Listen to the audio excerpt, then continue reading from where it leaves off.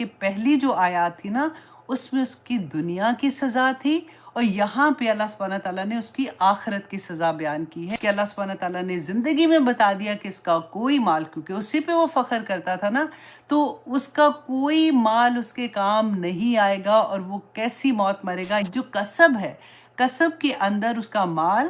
اولاد اور امال، یہ تینوں چیزیں آتی ہیں۔ اس کا بیٹا عتبہ جو تھا نا، جو رسول اللہ کا دشمن تھا پہلے، لیکن فتح مکہ کے بعد یہ اسلام لے آیا تھا۔ اب آیا نمبر 2 میں آپ دیکھیے کہ اللہ سبحانہ تعالیٰ نے فرمایا ما اغنا انہو مالہ وما کسب، ما اغنا کہ نہ کام آیا انہو اس کے، مالہ اس کا مال، وما کسب اور نہ ہی اس نے جو کمایا تھا۔ اچھا، ما اغنا یہاں پہ پھر دیکھیے وہی بات ہے کہ ماضی ہے، ڈن ڈیل ہے کہ اللہ سبحانہ تعالیٰ نے زندگی میں بتا دیا کہ اس کا کوئی مال، کیونکہ اسی پہ وہ فخر کرتا تھا نا، تو اس کا کوئی مال اس کے کام نہیں آئے گا، اور وہ کیسی موت مرے گا یہ بتا دیا تھا۔ اچھا، اس میں مفسرین نے کہا کہ یہ ما جو ہے نا یہ 2 طرح سے آتا ہے۔ جیسے ایک تو ہم نے ما نافیہ کہ نہیں آئے گا کام، اور ایک استفہام جیسے سوال کرنے کے لیے بھی آتا ہے کہ اس کو اگر اس طرح سے اس کا ترجمہ دیکھا جائے نا کہ کیا فائدہ دیا، کیا فائدہ دیا اسے اس کے مال اور اولاد نے، اور ساتھ ہی اس کا جواب بھی اس کے اندر ہے کہ اس کو کوئی فائدہ نہیں ملا۔ اور اچھا سیکنڈ آپ دیکھیے کہ ما اغنا انہو مالہ، مال کا آ گیا نا، وہ ما کسب۔ اب مفسرین نے کہا کہ اللہ سبحانہ تعالیٰ نے ایک دفعہ تو کہہ دیا تھا مال کام نہیں آئے گا، اب جو کسب ہے، کسب کے اندر اس کا مال، اولاد اور امال، یہ تینوں چیزیں آتی ہیں۔ جب کسب کا، کیونکہ یہ جو قریش والے تھے نا، عرب لوگ تھے، یہ کسب کا لفظ استعمال کرتے تھے، اور یہ ساری چیزوں کے لیے آتا تھا۔ تو یہاں پر بھی مال ہے، وہاں پر بھی مال ہے، تو اللہ سبحانہ تعالیٰ نے دوسری دفعہ کیوں کیا؟ کیونکہ دیکھیں نہ اس کا مال اس کی بیماری میں کام آیا، نہ اس کی اولاد اس کی بیماری میں کام آئی، اور حالانکہ تھا تو ریگولر انسانوں کی طرح تو نیکی کوئی نہ کوئی تو کرتا ہی ہوگا، تو اس کا کوئی نیک عمل بھی اس کے کام نہیں آیا، اور یہ تباہ و برباد ہو گیا۔ اب اللہ سبحانہ تعالیٰ نے آگے آیا نمبر 3 میں کیا فرمایا؟ سیصلا، اور وہ عنقریب جلے گا، نارن آگ میں، ذات لہب، ایسی آگ جو شعلے والی آگ ہوگی۔ یہاں پہ لہب کا پھر سے غور کیجئے گا کہ لہب کا کیوں میننگ میں نے آپ کو پہلے بتایا تھا نا کہ وہی بات اللہ سبحانہ تعالیٰ نے اس پہ دہرا دی تھی۔ اب یہاں پہ سیصلا،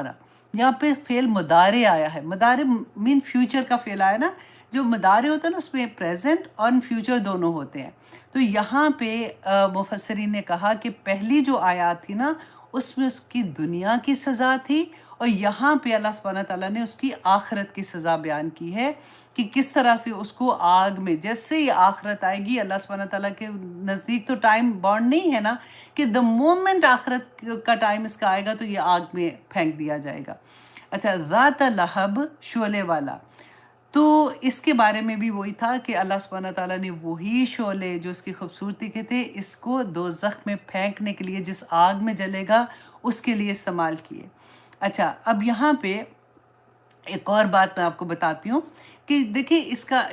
کا انجام آیا تھا کہ یہ ایسا آدمی تھا، جیسے ہم نے عبداللہ بن ابی کا پڑھا تھا، لیکن اس کا بیٹا نیک تھا، اسی طرح سے اس کا بیٹا عتبہ جو تھا نا، جو رسول اللہ کا دشمن تھا پہلے، لیکن فتح مکہ کے بعد یہ اسلام لے آیا تھا، اور یہ صحابی رسول کی طرح اس نے زندگی گزاری تھی۔ اور آتا ہے کہ ابو لہب کی ایک بیٹی جو ہے وہ بھی اسلام لے آئی تھی، اور وہ بھی اس طرح سے اس نے بھی رسول اللہ صلی اللہ علیہ وسلم کی اطاعت میں زندگی گزاری تھی۔ اچھا، اب آتا ہے وَامْرَأَتُهُ حَمَّالَةَ الْحَطَبِ، اور اس کی بیوی اور اس کی عورت جو ہے حمالۃ الحطب، حمالہ اٹھانے والی ہے، حطب لکڑی، حطب کہتی ہے ڈرائی لکڑی کو، کیونکہ ڈرائی لکڑی جو ہوتی ہے وہ آگ بھی زیادہ وہ تیز کرتی ہے نا، جیسے ریڈ جو شعلے نکلتے ہیں جیسے۔ میں صرف آپ لوگوں کو اس لیے اس طرح کی ڈیٹیل بتا رہی ہوں کہ آپ یوزلی یہ سورہ پڑھتے ہیں نا تو بس لگتا ہے کہ بس ایسے ایسے، آپ اللہ سبحانہ ورڈز کی پلیسمنٹ دیکھیں کہ کس طرح سے اللہ سبحانہ تعالیٰ نے ان کی سزا کو ڈسکرائب کیا ہے کہ امراتو، اچھا یہ ان کی بیوی جو تھی نا یہ ابو سفیان کی بہن تھی، اور یہ کہتے ہیں کہ اتنی امیر، میں نے بتایا نا عورت تھی، اس کے گلے میں یہ ایک نیکلس پہنے ہوتی تھی بہت کہتے ہیں قیمتی نیکلس ہوتا تھا، اور ہمیشہ اس کے گلے میں ہوتا تھا۔ اور جہاں بھی یہ رسول اللہ صلی اللہ علیہ وسلم کو، کیونکہ میں نے بتایا نا نیبر بھی تھے، تو دیکھتی تھی تو وہ اس کو پکڑ کے کہتی تھی کہ یہ میرا ہار جو ہے نا، میں اس کو بھی مطلب یہ قیمت اس کو بھی بیچ کے میں تمہاری دشمنی میں اس کو لگا دوں گی۔ اتنی سخت رسول اللہ سے دشمنی کرتی تھی۔ اور شی واز دا ون جو رسول اللہ صلی اللہ علیہ وسلم جب صبح فجر کے لیے نکلتے تھے تو گھر کے آگے کانٹے بچھا دیتی تھی۔ اب یہ ساری چیزیں آپ لوگ یاد کر کے اپنے آپ سے کمپیئر کیجئے گا کہ کیا آپ کو کبھی اتنا دکھ دیا ہے کسی نے، کہ آپ نے دعوت دین کے لیے نکلے ہیں تو یہ والی چیزیں آپ کے ساتھ آئی ہیں، تو کبھی روئیے گا نہیں۔ اللہ سبحانہ تعالیٰ اپنے محبوب ترین،